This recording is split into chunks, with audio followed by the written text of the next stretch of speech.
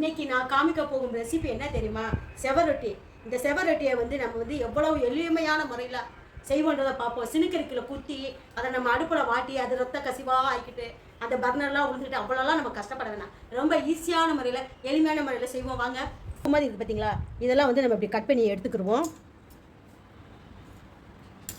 இதெல்லாம் சீக்கிரத்தில் செமிக்காது. ஏற்கனவே செவரொட்டி நமக்கு செமிக்காது. இதெல்லாம் இந்த அப்படி பிச்சோம்னாலே ஓரளவுக்கு எவ்வளோக்கு நம்மளால் எடுக்க முடியுமோ அந்த அளவுக்கு எடுத்துக்கோங்க.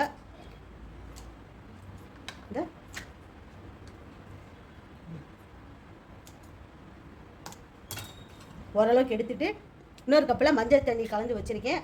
அந்த மஞ்சள் தண்ணியில் போட்டு ஒரு முக்கு போட்டு முக்கி பரட்டி எடுத்துக்கோங்க. இது பரட்டி இருக்கட்டும். எண்ணெய் அவ்வளோதான் ஊற்றி போடுறேன். கொஞ்சோண்டு சோம்பு போடுறேன். பொரியட்டும். கருவேப்பிலை போடுவோம். இல்லை சிஸ்டர் கையில் எடுத்துக்கோங்க. இப்படி சின்னதாக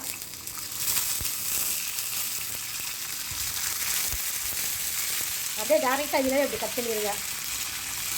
நம்ம கத்திலையோ அருவாமனையிலையோ கட் பண்ணோம்னா ரொம்ப கசிவாகிக்கிட்டே இருக்கும். ஒரு மாதிரி தொழுக்குன்னு ஒரு மாதிரி அரைவடை கட் பண்ணுறதுக்கே வராது.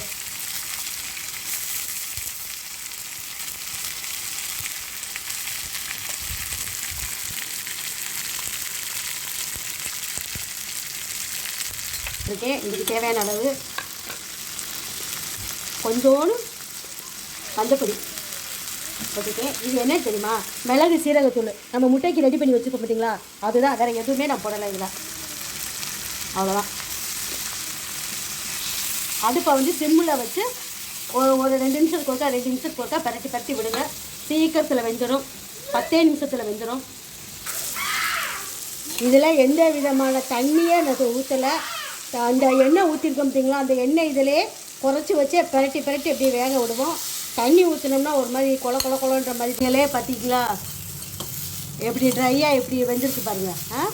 ஒரு சொட்டு தண்ணி ஊற்றக்கூடாது. அடுப்பை சிம்மில் குறைச்சி வச்சுட்டு சுள்ள 10 நிமிஷம் தண்டி எடுங்க.